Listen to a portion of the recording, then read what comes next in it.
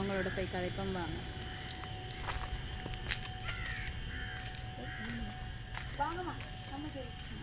வணக்கம். வணக்கம்.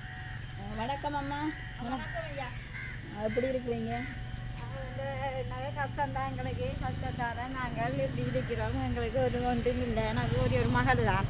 அவருக்கு மேலே அவருக்கு காலத்தில் ஒப்புதம் செஞ்சு திருப்பி வந்துட்டையா சரியான கஷ்டம். ஒரு நாளைக்கு சாப்பிட்றதே எங்களுக்கு சரியான கஷ்டம். அப்படியான கஷ்டத்தில் நாங்கள் இருக்கிறோம். வீடும் எங்கள்கிட்ட வீடு இல்லாது. இன்னொரு வீடு ஒரு காணிக்கு வீடு இல்லை எங்களுக்கு. அப்படி கஷ்டத்தில் இருக்கிறோம். இன்னொரு உங்களோட வீட்டில் இருக்கிறீங்க. கண்ணு அப்புறம் கண்ணும் தெரியா கண்ணு அப்புறம் சரி பற்றி தெரியுது திருப்பியும் தெரியுதுல்ல. உங்களோட பிள்ளையெல்லாம் வாங்க வாங்கம்மா. அவங்கள வச்சு வந்து உப்பளத்தால் விளைச்சி வந்து இவதான் எங்களுக்கு சாப்பாடு சாரு எல்லாம் எங்களுக்கு தான் புருஷங்காரன் செத்துட்டாரு. அவங்க மட்டும் இவதான் இப்போ இவதான் உங்களுக்கு என்ன கழுத்தில் செய்தது? கழுத்தில் சும்மா கழுத்தில் இது அதை திருப்பி ஒப்புறம் செஞ்சு வேலை திருப்பி கட்டில் வந்து இங்கே பாருங்க மக்களே, எங்கள் ஈழத்து மக்களே இங்கே பாருங்கள். இந்த அக்காவுக்கு வந்து கழுத்தில் வந்து ஒரு கட்டி மாதிரி இருக்குது. அவைக்கு முதல் ஒப்ரேஷன் செய்து நீங்களா? முதல் ஒப்ரேஷன் செய்து வந்து திரும்பியும் அந்த கட்டி வருது. எந்த பெருசாக இருக்குன்னு பாருங்கள். அப்போ இதோட தான் அந்த அக்கா வந்து உப்பளத்துக்கு தோட்ட வேலைகளுக்கு போய் இந்த அம்மாவையும் அந்த அம்மா இந்த பிள்ளைகளெல்லாம் இந்த அக்கா தான் இந்த ஏலாத்தோட வளர்ச்சி பார்க்குறா. நீங்கள் சொல்லுங்கள் உங்களோட கஷ்டத்தை, உங்களுக்கு என்ன இதுகள் தேவையாண்டு நீங்கள் அவங்க மக்கள்கிட்ட எங்களோட உறவுகள்கிட்ட எங்களோட நல்லுள்ளங்கள் நிறைய பேர் வெளிநாட்டில் இருக்கிறாங்க. அவங்க எப்படியா உதவி செய்வாங்க. எங்களோட நல்ல உள்ளங்கள் உதவி செய்வாங்க. நீங்கள் உங்களோட கஷ்டத்தை நீங்கள் அவங்கள்ட்ட சொல்லுங்கள். ரெண்டு பிள்ளைகளையும் படிக்க வைக்கணும். பள்ளிக்கூடம் போகாடி வந்து ஒரு நாளைக்கு போகிறோம். அடுத்து வந்து போனால் பள்ளிக்கூடத்துக்கு மீட்டிங்லாம் போனால் எனக்கு வேலைக்கு போனால் தான் சாப்பாடு. இன்றைக்கு ஒரு நேரம் சாப்பிட்டா ஒரு நேரம் சாப்பாடு இல்லை. சாப்பாடு தான் போயிட்டு ஆபத்தில் சாப்பாட்டில் வந்து சாப்பிட்டா இருக்குது வாரது. மக்களே இந்த அக்கா சொல்கிறத கேளுங்க. இவங்க சரியான வறுமை கோட்டுக்குள்ளே இருக்கிறாங்க.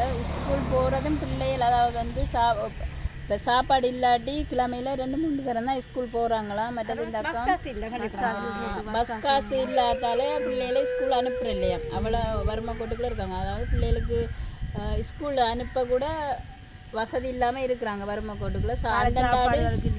காலை சாப்பாடு இல்லையாம், காலை சாப்பாடு அந்த இது இல்லையாம் அவங்களுக்கு. இப்போ இவ உழைச்சி இந்த 2 பிள்ளைகளை படிப்பிக்கிறதா இல்லை அந்த அம்மாக்களை பார்க்குறதா நீங்கள் பாருங்கள். வேறு சொல்லுங்கள் நீங்கள் அவங்கள்ட்ட என்ன தேவை, உங்களுக்கு என்ன வாழ்வாதாரம் தேவை, என்ன தேவைன்னு அவங்கள்ட்ட கேளுங்க. இதத்திலே கொஞ்சம் வருத்தம், கழுத்துலேயும் வருத்தம், காலில் முன்னடக்க இயலாது. அதோட இந்த அக்காவுக்கு வந்து இது நெஞ்சு வருத்தம். இந்த அக்காவுக்கு வந்து இருதயத்தில் கொஞ்சம் வருத்தம் இருக்காம்.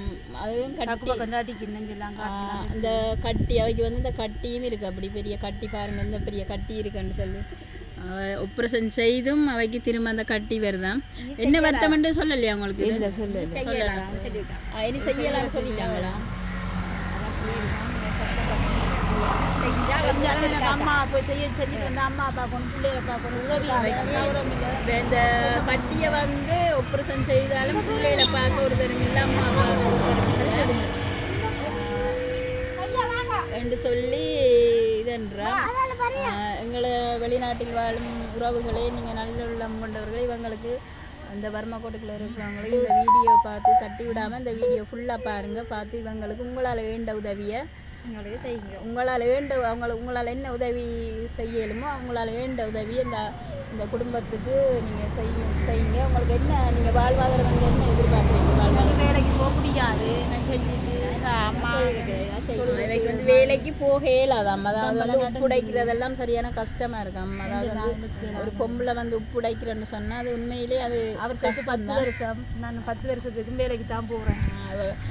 கணவர் செத்து 10 வருஷமாக 10 வருஷம் செத்தப்பறம் இந்த அம்மா தான் இந்த பிள்ளைகளெல்லாம் வேலைக்கு போய் கூலி தொழில் செய்து அவளுக்கு 3 வயசு ஆகலாம். கஷ்டத்தில் நீங்கள் தான் இந்த குடும்பத்துக்கு உதவி செய்யணும். அந்த வாரம் கூட பிள்ளையா? வாங்க தங்கச்சி. எத்தனையாம் ஆண்டு படிக்கிறீங்க தங்கச்சி? 8ஆம் ஆண்டா? நல்லா படிக்கிறீங்களா? உங்களுக்கு ஸ்கூல்ஸில் எது என்ன தேவைன்னு சொல்லி இந்த மக்கள்கிட்ட கேளுங்க.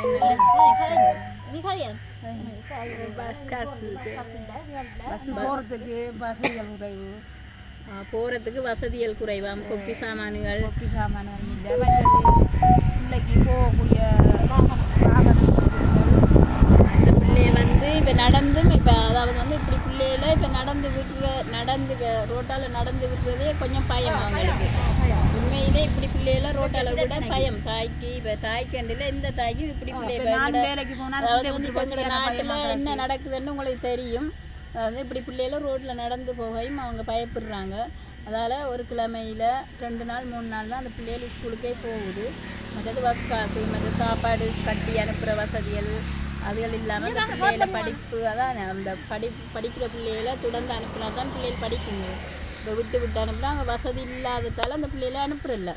வேலைக்கு போயிட்டு வந்து வேலை சாப்பாடு செய்கிறதா பிள்ளைக்கு மருந்து காலெல்லாம் காயம், அந்த பிள்ளைகளுக்கு காலெல்லாம் காயமா, மருந்து எடுக்கிறது வசதிகள் என்ன செய்யுது அந்த பிள்ளை காலில்